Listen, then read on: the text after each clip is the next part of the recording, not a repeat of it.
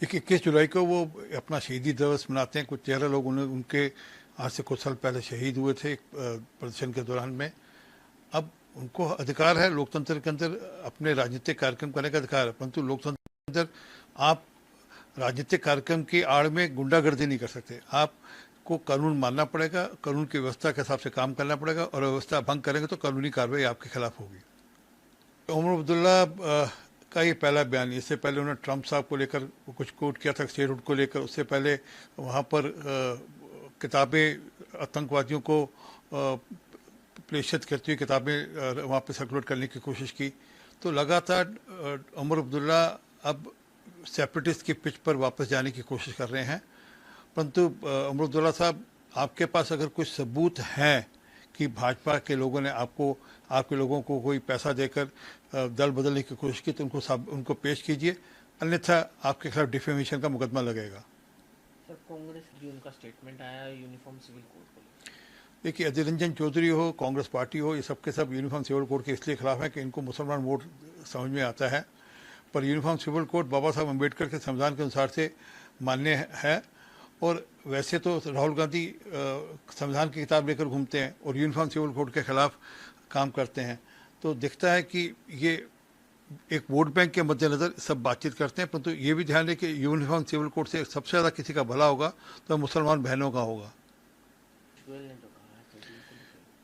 पीयूष गोयल जी ने ठीक कहा कि 21 जुलाई से जो ट्रेड डील हमारा इन सर्कुलेशन हो जाएगा, यूके के साथ जो हमारा ट्रेड डील है वो कार्यान्वित हो जाएगा। उसके चलते हुए भारत के किसी भी एक्सपोर्टर को कोई ड्यूटी वहाँ पे देना नहीं पड़ेगी। अब हमारा जो यूके के साथ ट्रेड होगा वह ड्यूटी फ्री होगा। उसका अंतर्गत लाभ एमएसएमई को और किसानों को मिलेगा।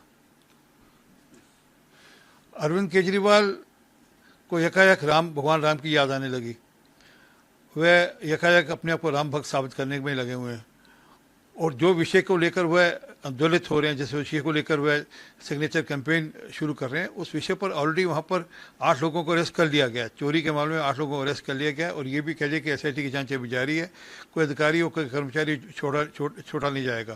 परंतु अरविंद केजरीवाल वही अरविंद केजरीवाल जिन्होंने कहा था कि मेरी नानी ने कहा जहाँ मस्जिद है वहाँ मंदिर नहीं बनाना चाहिए, और उनके साथी मनीष सिसोदिया ने कहा था भाई यूनिवर्सिटी बना देना चाहिए, और इनके किसी एक साथी ने कहा था वहाँ शौचालय बना देने चाहिए। क्या है कि ये सिर्फ चुनाव के समय में राम भक्त हो जाते हैं, अन्यथा ये राम के अस्तित्व में ही विश्वास नहीं करते। इनके एक अलायंस पार्टनर ने कहा था कि सनातन HIV एड्स हैं, इनके मुंह से एक शब्द नहीं निकला। कल सभी 8 आरोपी जो हैं उन्हें कोर्ट में पेश किया जाएगा। रिमांड बढ़ाने की मांग की जा सकती है, पुलिस और रिमांड मांग सकती है। देखिए, अभी जांच जारी है, एसआईटी की भी जांच जारी है और पुलिस की भी जांच जारी है। अब ये पुलिस के ऊपर है कि वह इनकी रिमांड मांगेगी जहाँ इनको जेल भेजेगी। परंतु मुझे लगता है कि पुलिस इनकी रिमांड मांगेगी, क्योंकि अभी कई सारे एंगल्स और हैं जिनकी जांच होनी जरूरी है। अरविंद केजरीवाल एक तरफ जहाँ सुंदरकांड का पाठ करते दिखते हैं, वहीं अब उन्होंने सिग्नेचर कैंपेन की शुरुआत की है, राम मंदिर के दोषियों को फांसी की सजा मिले। उनकी नानी को सपना शायद दोबारा आ गया, या उनको सपना आ गया, उनकी नानी को सपना आ गया। उनकी नानी ने शायद अब ये कह दिया कि नहीं मंदिर तो ठीक है, क्योंकि पहली बार तो नानी ने कहा था कि जहाँ मस्जिद है वहाँ मेरे राम का मंदिर नहीं हो सकता। असल में क्या सबके सब एक राजनीतिक लाभ लेने के लिए सब कर रहे हैं। जो लोग दोषी हैं वो लोग अरेस्ट कर लिए गए हैं, और एसआईटी जांच अभी जारी है। और ये भी कह दिया गया कि कोई अधिकारी हो, कोई कर्मचारी हो, कोई बख्शा नहीं जाएगा।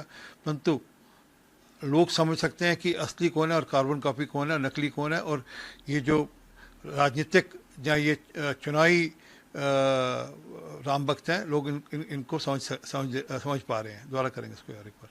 आपके राज्य की खबरें, आपके शहर की खबरें सबसे पहले जानने के लिए देखते रहें अमर उजाला। चैनल को सब्सक्राइब जरूर कर लें और पाएं हर अपडेट।